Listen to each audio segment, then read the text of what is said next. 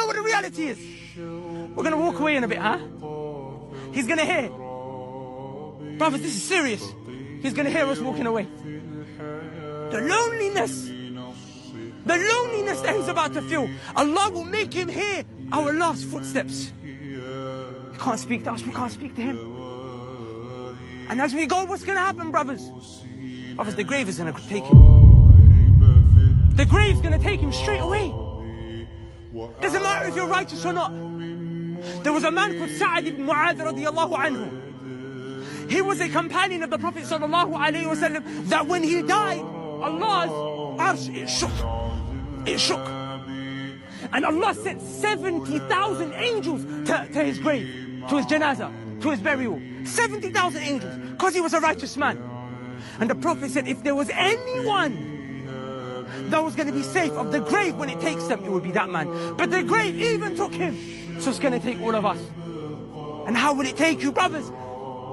The ribs are going to go over one another. Your body's going to squeeze so tight. One of the narrations mentions that your brain, your heart, your organs are going to ooze and spit out of your nostrils as it squeezes in. Brothers, that's real. That's what's about to happen. Wallahi, brothers, a minute or two it's going to be you and me. A minute or two it's going to be you and me. And then what happens after that? The angels are going to come grab, pick the guy up, get up. And these angels don't come to play. You could be what? The most righteous sheikh. These angels, they're serious.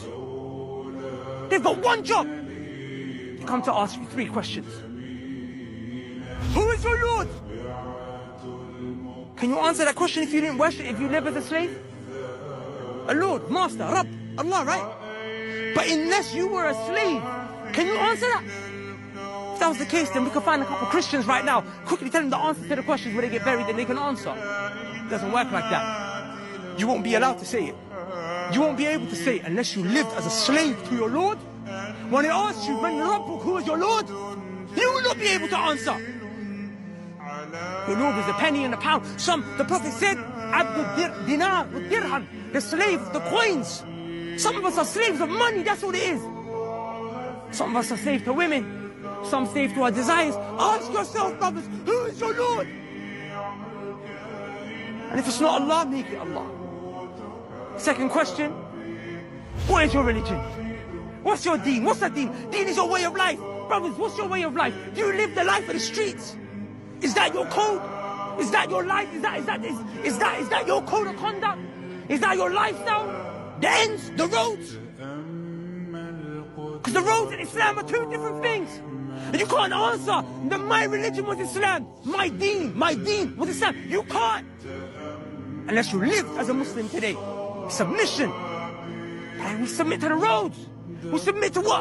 Our nafs, our desires. That's our religion, brothers. The last thing that you'll be asked, what? Who is your prophet? Who is your prophet? Brothers, can you answer that unless you followed him?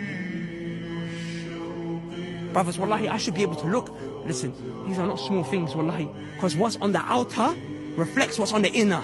What's on the outer reflects what's on the inner. The heart and the body are connected like that. I should be able to look at your faces. Allahumma barik, your beautiful faces. Probably more righteous than me. But I should be able to see from your faces, brothers, that you love the messenger. Brothers, where are your beards? Where is your garments? Trousers above the ankles. Why are we dressing like the kuffar? Do we love the kuffar more than the Prophet? Because what's in your heart will be on your body. Can you dress like someone who insults your mom or dad? Can you speak like that person? Can you be like a guy who's constantly insulting your mom and dad? No?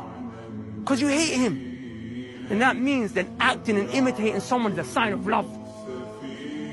So who do you love? If you love the messenger, brothers, you follow him. Let me see the sunnah on your faces. And then when you talk to one another, Assalamu alaikum, my brother.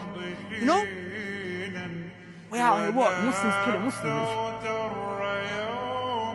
Brothers, if the grave is not enough to make you wake up, wallah, I don't know what is. You come to bury your body, man, every time I come to bury your body, man, there's people what? And they're already talking about the dunya.